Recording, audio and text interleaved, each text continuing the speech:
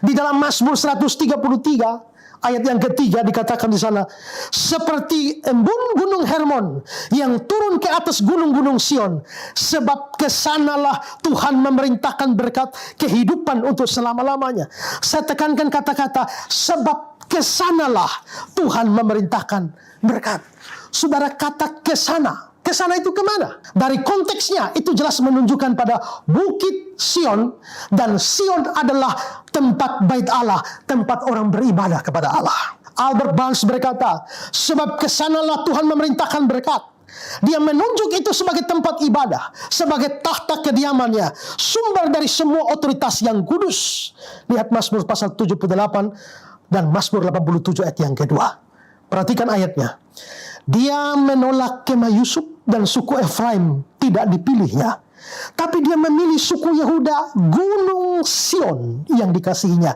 Ia membangun tempat kudusnya setinggi langit. Berarti gunung Sion tempat kudusnya. Mazmur 87 ayat 2. Tuhan lebih mencintai pintu-pintu gerbang Sion daripada segala tempat kediaman Yakub. Tuhan mencintai pintu-pintu gerbang Sion, di mana rumah Allah, tempat ibadah itu ada. Dalam terang perjanjian baru, ini boleh dianggap sebagai gereja Tuhan, di mana gereja adalah tempat dan juga komunitas orang-orang di mana Tuhan mengaruniakan berkat untuk kesatuan Kristiani. John Gill bilang, jika yang dimaksudkan adalah gunung Sion, maka gereja seperti yang sering ditunjukkan adalah tempat kediaman Allah.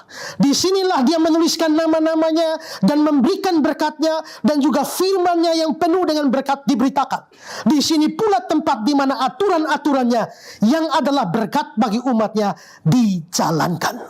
Maka kesanalah, ke tempat, ke Sionlah, ke tempat beribadah. Nah, apa hubungan ini dengan hidup yang rukun atau kesatuan? Kalau orang pergi ke Sion, ke sanalah, apa itu hubungannya dengan kesatuan? Perhatikan kata-kata Roy Fowler. Ada tempat khusus yang Tuhan jamin untuk memberkati. Dan disitulah orang percaya hidup bersama dalam kesatuan. Tempat itu digambarkan sebagai gunung Sion, yang telah kita lihat adalah simbol untuk tempat di mana Allah bertemu dengan umatnya. Dengan kata lain, ketika kita bertemu dengan Tuhan dalam ibadah, kita akan mengalami kesatuan Kristen, dan Tuhan akan mengirimkan berkatnya. Semakin kita fokus padanya, semakin besar persatuan kita. Ibadah, persatuan, dan berkat, semuanya terikat bersama-sama. Menarik kalimat terakhir dari Fowler ini. Ibadah, persatuan, dan berkat, semuanya terikat bersama-sama. Dan karena itulah maka beribadah bersama-sama itu penting untuk menjaga kesatuan kita. Karena dalam Ibrani 10 ayat 24-25 juga berkata, marilah kita saling memperhatikan, saling mendorong dalam kasih, dalam pekerjaan baik. Jangan menjauhkan diri dari pertemuan-pertemuan ibadah kita seperti dibiasakan beberapa orang. Marilah kita saling menasihati, semakin giat melakukannya menjelang hari Tuhan yang mendekat. Dan kita tahu bahwa itulah yang dilakukan gereja mula-mula. Mereka berbakti bersama-sama seperti dalam Kisah pasal 2, di mana mereka selalu berkumpul memecahkan roti dan berdoa. Mereka berkumpul tiap-tiap hari dalam rumah ibadah. Ini penting sekali. Kita setelah melewati pada masa pandemi, keadaan memaksa kita sehingga kita tidak bisa berkumpul bersama-sama dalam satu tempat untuk beribadah. Kita beribadah secara online. Tapi ketika pandemi sudah berakhir, harusnya kita kembali dalam persekutuan pertemuan-pertemuan kita. Tapi ada orang-orang yang merasa bahwa mereka tidak perlu. Saya tidak melarang orang mengikuti ibadah online. Karena mungkin dengan ibadah online, saudara bisa mendapatkan pemberitaan firman Tuhan yang baik, yang bahkan lebih baik dari tempat di mana saudara berbakti. Saya tidak melarang itu. Demikianlah ada banyak orang ikut ibadah online di revival ini. Itu sesuatu yang tidak salah.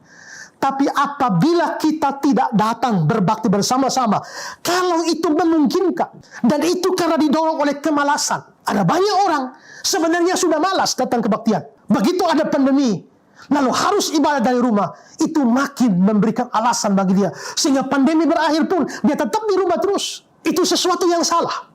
Karena Tuhan menetapkan satu tempat di dalam perjanjian lama maupun juga di dalam perjanjian baru. Gereja-gereja, gedung-gedung gereja menjadi tempat-tempat beribadah. Karena itu dengan ibadah bersama, kita bisa meningkatkan kesatuan kita. Kita bisa meningkatkan atau menjaga kerukunan kita bersama-sama. Inilah hal-hal yang perlu kita lakukan kalau kita mau tetap satu, menjaga kerukunan seorang terhadap yang lain. Marilah kita berusaha menciptakan kesatuan, memeliharanya, sambil terus mengarahkan diri kita pada persekutuan yang kekal di dalam surga. Sebagaimana kata Joseph Benson, datanglah hari di mana pertikaian akan berakhir dan permusuhan akan dihalaukan. Ketika anak-anak Israel akan dipersatukan dalam ikatan keabadian di bawah kepemimpinan Daud di Yerusalem yang di atas, dan orang-orang kudus serta malaikat akan bersama-sama menyanyikan mazmur yang indah ini. Mazmur apa? Mazmur 133. Alangkah indahnya orang-orang benar, orang-orang percaya hidup dalam kesatuan. Shalom saudara-saudara yang saya kasih dalam Tuhan Yesus.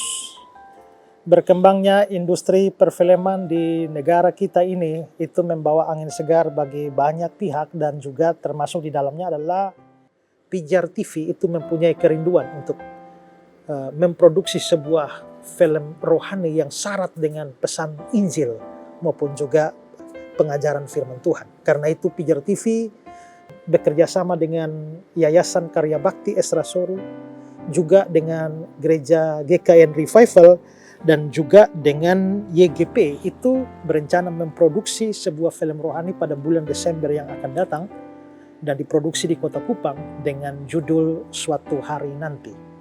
Saya sendiri akan terlibat di dalam film tersebut yang mana akan memberikan pesan-pesan rohani apa yang didapatkan dari film tersebut, yang tentu saja syarat akan pemberitaan Injil dan pengajaran firman Tuhan.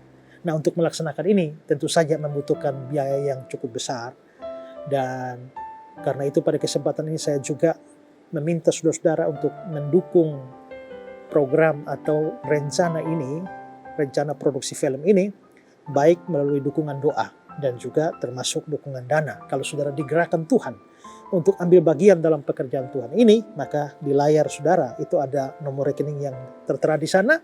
Saudara bisa mentransfernya untuk memberikan dukungan bagi produksi film Pijar TV, Yayasan Karya Bakti Esra Soru, Gereja Kristen Injil Nusantara Revival Kupang, dan juga YGP. Dan biarlah apa yang saudara berikan itu akan membawa kemuliaan bagi nama Tuhan, dan banyak orang bisa mendengar Injil, mendengar firman Tuhan, pesan-pesan firman Tuhan melalui film tersebut suatu hari nanti. Tuhan Yesus memberkati saudara sekalian. Shalom.